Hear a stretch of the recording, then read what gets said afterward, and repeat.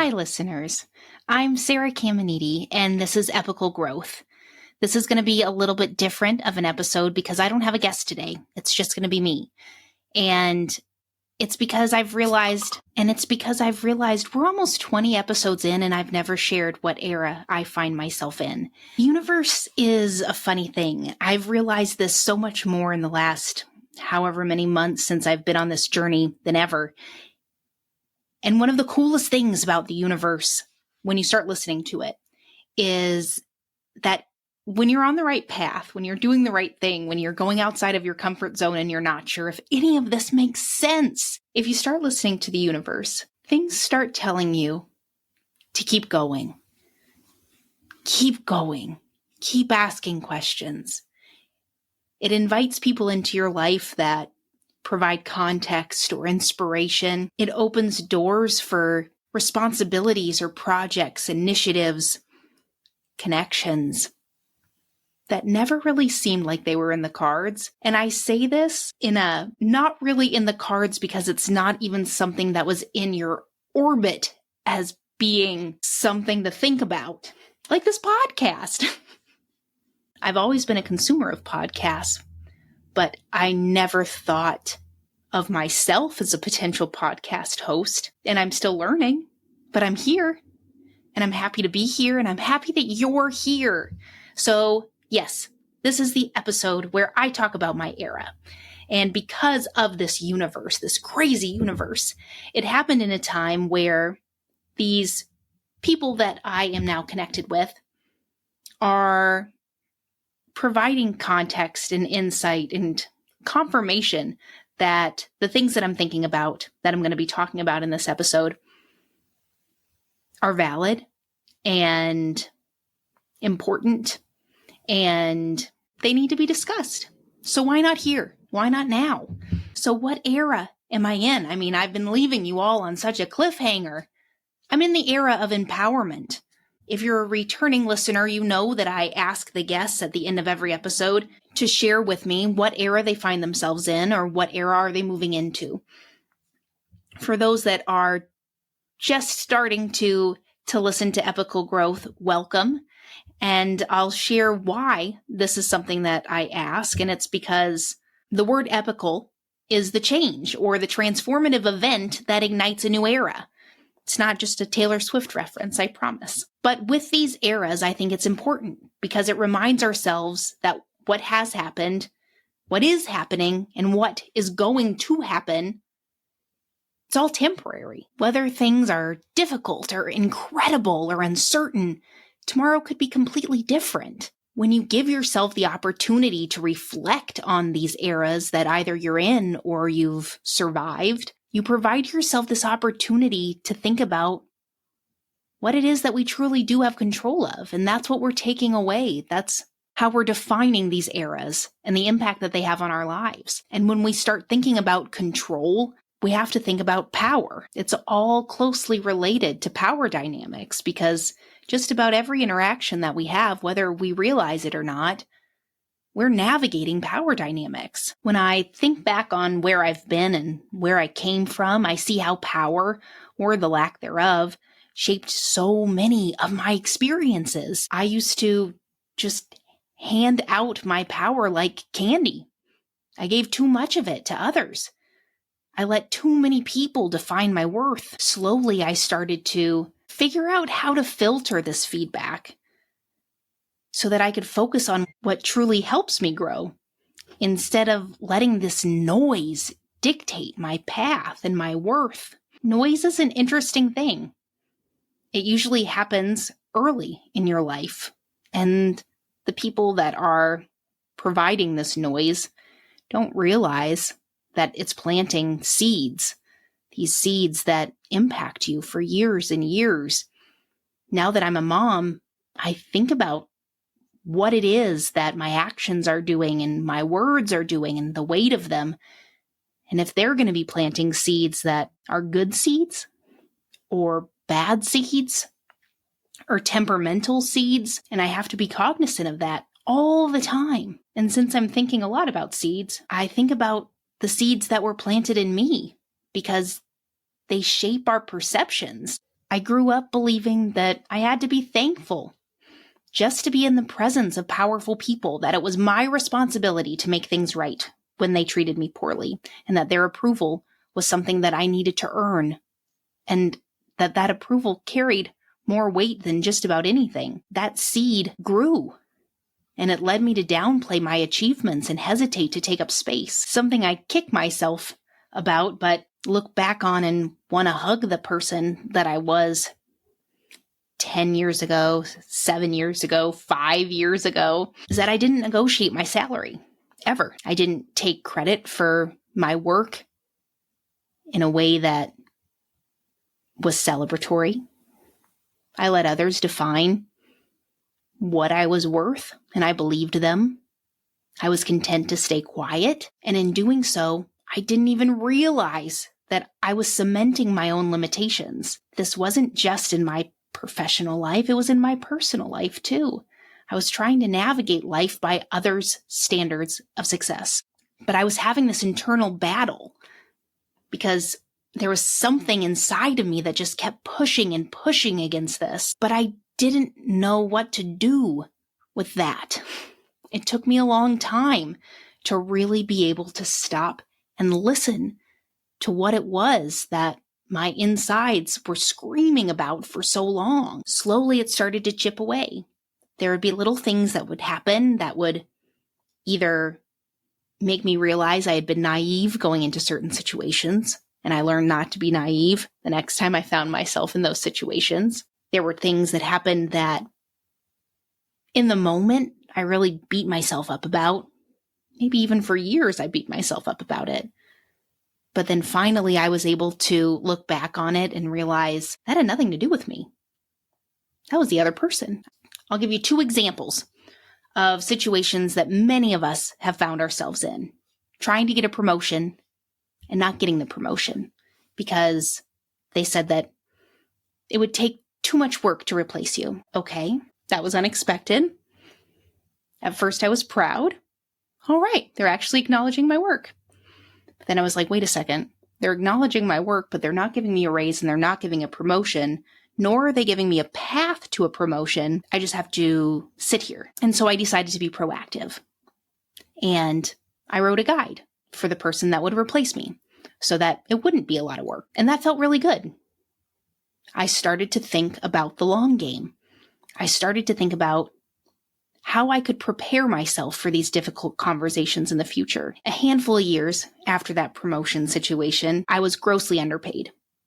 Folks in CX, we all know what that feels like. I took what I learned from that promotion situation and I came prepared. I researched local salary bands. I researched job descriptions, any curveball I was prepared for. So I went out for lunch with my boss and I gave him the binder that I created, color-coded, of course, that laid out all of the reasons why I need to be making more money for the work that I'm doing. And he didn't ask questions. All of those curveballs I prepared myself for did not come into play. He just laughed at me and told me no. Okay, well, now I am reminded that power is defined by those that hold it. I did not have control of that situation. There was nothing I could have prepared to have changed the outcome of that situation. I knew then that I needed to reclaim my power and lead on my own terms. And so I started looking for the next space.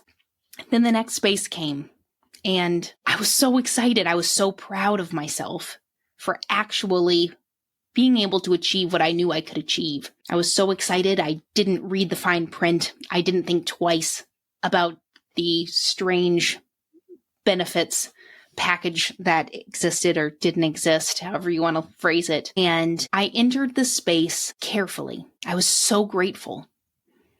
I was so eager to please. I didn't want to ruffle feathers, and I was never taken seriously. I was a leader.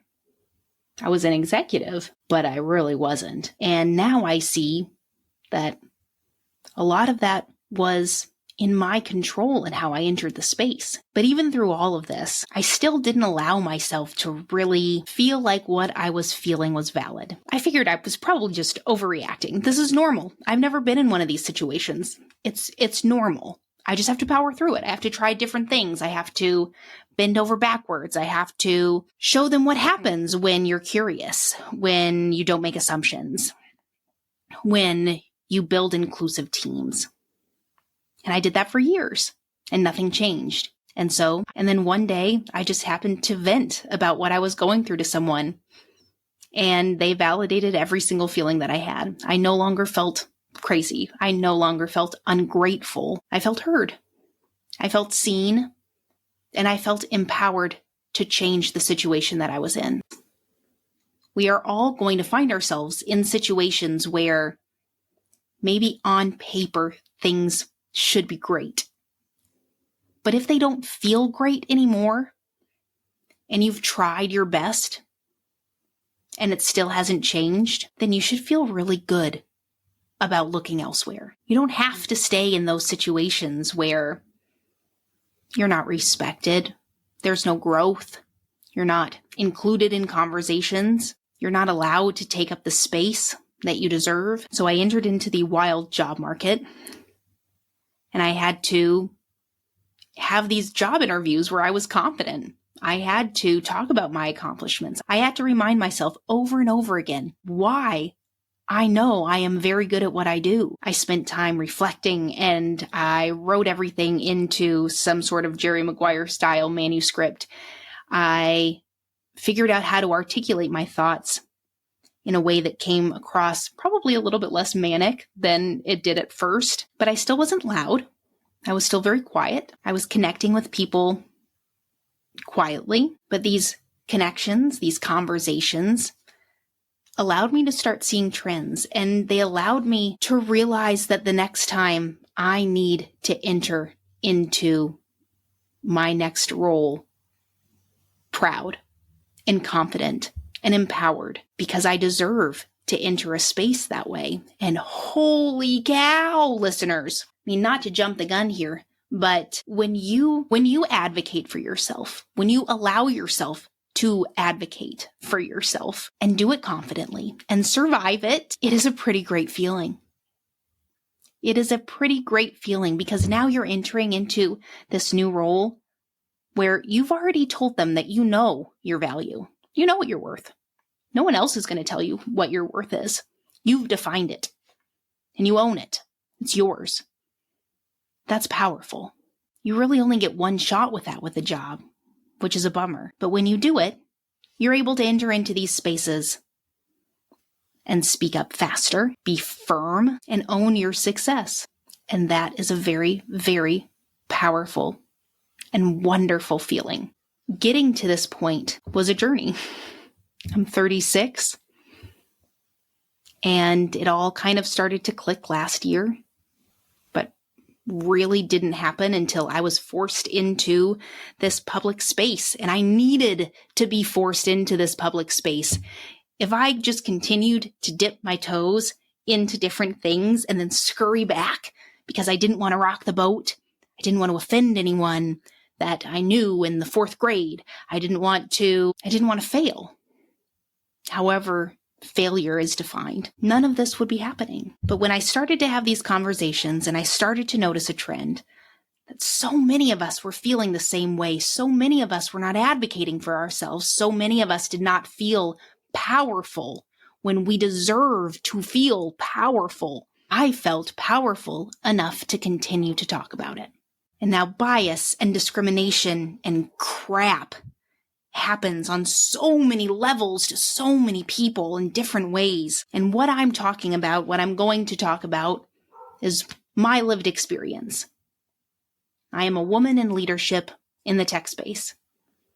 And I am also a leader in the customer experience space. And I am so excited to be in a position where I can empower other women and other CX professionals to lead the way that they want to lead, to build teams the way that they know is the right way to build teams, and to celebrate themselves as much as they possibly can. Women have had those seeds planted in them from a very, very early age that we have to earn the space that we occupy. And the criteria for earning it is constantly changing. Meanwhile, the men around us are granted this space automatically. They don't even think about it. We find ourselves in these situations where we enter confidently. We assert our power in a way that is respectful. We check all the boxes. We do our due diligence so that we make sure we don't offend anybody. And we still offend people. How? They'll never tell us. But we still offend them. Because there are words that are thrown around about women very easily, and they are so heavy, but also so vague. Difficult. Aggressive, demanding, controlling, angry, crazy, bitch. And usually, when those words are expressed about a woman in a leadership role, she's then told that she needs to work on how she communicates, often without context, but still it's her responsibility to figure it out. And isn't it funny how the result of this ambiguous accusation is that the woman now has to think harder than she already is about not being aggressive, not being difficult. And so she probably takes up less space. She's probably a little less confident in what she's saying. She's a little quieter. She doesn't speak up as quickly, or she looks around her and hopes that someone else chimes in so that she can say, yeah, I totally agree. And she gives away her power each time, whether she realizes it or not. Anytime you ask for help, anytime you throw out an idea in some way, shape, or form, you are giving away a little bit of your power if you are not considered an equal in the first place. You're going to have those men that are quick to save you if someone's speaking over you or you're having a hard time being heard. And then the men are celebrated for being a champion of a woman who was unable to assert herself in the situation in the same way that he was then successful. And now you owe the man something because he saved you. Or when a man repeats the same point that you've been trying to make, but this time he's not labeled aggressive, he's praised. And then you have the women that also use these same words against one another. And when you really think about it, it's understandable because remember those seeds? Those seeds also told us that there's only room for one of us. So if you are that one woman in the room, it means there are others that didn't get the chance. And there's a line of women that are waiting to take your place. Then you have the others that are trying to figure out how to climb the ladder. And it's so disheartening to see women in their 30s or older who are solid in their careers still believing that it's a good thing if their boss treats them like a daughter, thinking that it's the only way to be heard or seen. But the reality is this dynamic ensures that you're never going to be taken seriously. You're never going to be seen as equals. You will always be looked down upon because that is the power dynamic that was created. And in all of this, too many women can't even bring themselves to say out loud that this is complete bullshit. They stay silent because they don't want to risk being labeled. They don't want to risk jeopardizing the progress that they've made over the years to be respected. But the quieter that we remain, the more power we are giving to the people that are trying to make sure that we are not powerful. At the very beginning, I mentioned the universe working in interesting ways. And one of those ways was seeing Stephanie Lundberg with Support Human newsletter publish a wonderful piece about power dynamics. And she defined it in such a wonderful way, so much better than my ramblings ever could. She said, I think what powerful people are really afraid of is that those other people will somehow realize that they are not in fact as powerless as they first appear. If we stay quiet, how is anyone going to realize that we are more powerful than we give ourselves credit for? If we think that we're going to be replaced, if we think that we are going to be labeled as difficult, we're going to be told that we are negative or we complain, why would we say anything? We say it because if we don't, nothing changes. I mean, this extends also to the professionals in the CX community. We have been told for years that anyone could do our job. We're now being told that AI could do our job so much better than we ever could. What we are able to do is not a skill, that we're replaceable. that we should be grateful to be invited to a conversation about product development. We should be grateful that we still have a job. If we said anything in opposition to anyone that held any level of power, they already told us that we were just going to be replaced. So why would we rock the boat? So what do? We take on more work. We think it's a visibility issue. We think that we aren't articulating the results well enough. We keep saying yes, and nothing changes. And then what? We're so busy and we're so overwhelmed that we can't see what we're accomplishing. We can't even recognize how little the returns are. We lead quietly. Something that I have learned as a leader in the CX space is just like being prepared for those salary conversations gives you that sense of empowerment. The same applies to CX. Data. An obnoxious amount of data, because you are able to play the long game on levels that you didn't even really think about. If you start extracting way too much data as soon as you possibly can, then you're going to be able to insert yourself into these conversations much more confidently. You are going to have the receipts. You're going to have months of receipts. You're going to be noticing trends that impact product development in ways that no one ever thought about. And it's not to have an I told you so moment. It's not to point fingers, but you're going to be able to know that you are doing everything that you can to be successful. You are saying the things that you need to say. You are collecting the data that you need to collect. You are asking questions. You are being curious. You're not making assumptions. And then at the end, if it doesn't work out, if they continue to not ask you for the information that would better help develop a product, it had nothing to do with you. You did what you needed to do. Be proud of yourself and maybe start looking for another job. It is this CX community that I have been able to find my voice. What started as answering a simple question in one of these support communities turned into an interview. And that interview turned into being asked to join podcasts. It turned into being introduced to people that were excited to talk to me about things, that were equally as passionate as I am about making a difference. And it turned into this podcast when I finally embraced empowerment and how it could help others. Everything changed. I stopped letting self-doubt and external noise dictate my path. I stopped letting those replays of past conversations take up brain space. The weight was lifted off of my shoulders because I finally was able to understand how I can own my own success, how I can be proud of the work that I produce and the impact that I can have on others, but it ends there. So listeners, you're thinking about your place in your professional world, and you're thinking about, how do I even do this? How do I even start to think about owning my power, or thinking about power, or questioning power, or just feeling empowered? And I get it. I totally get it. But try something. Be a little bit more curious.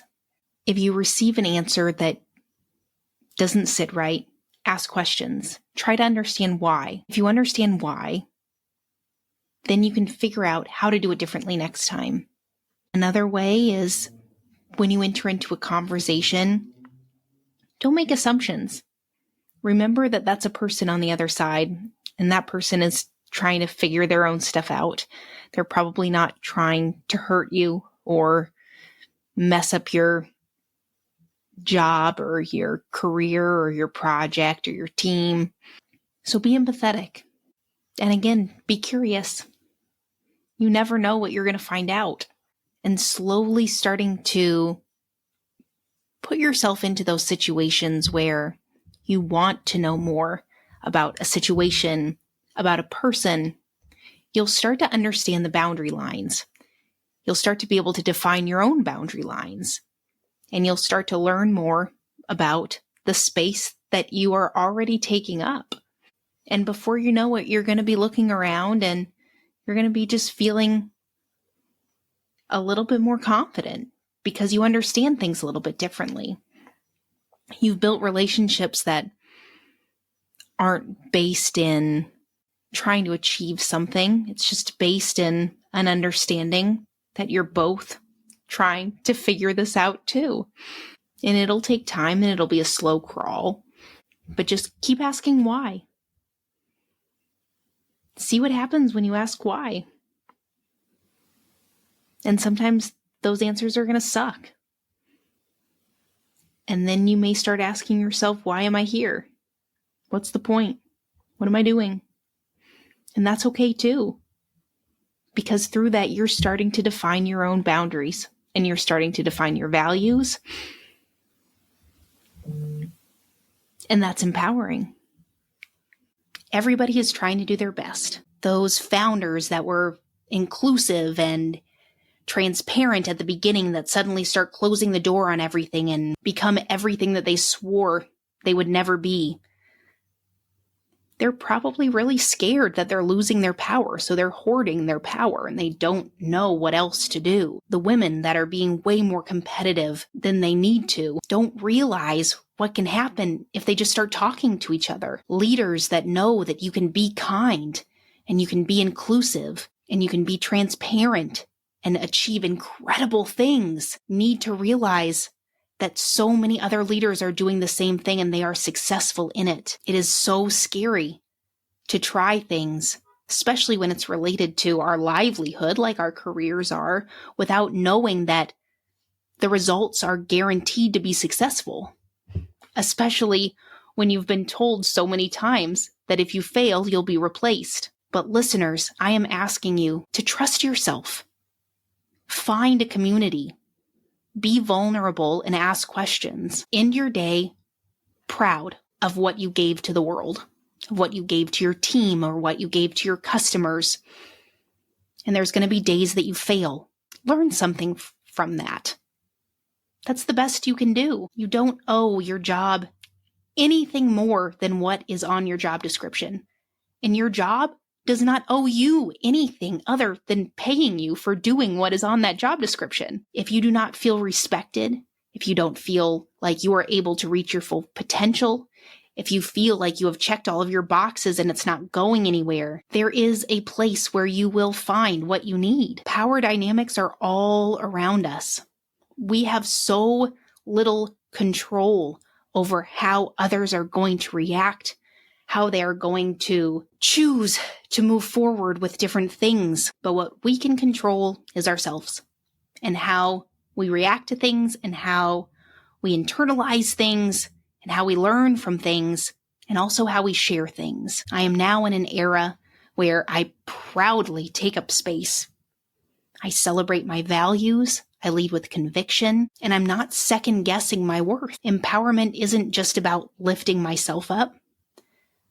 I'm able to advocate for others and lift them up as well. That's the great thing about this podcast.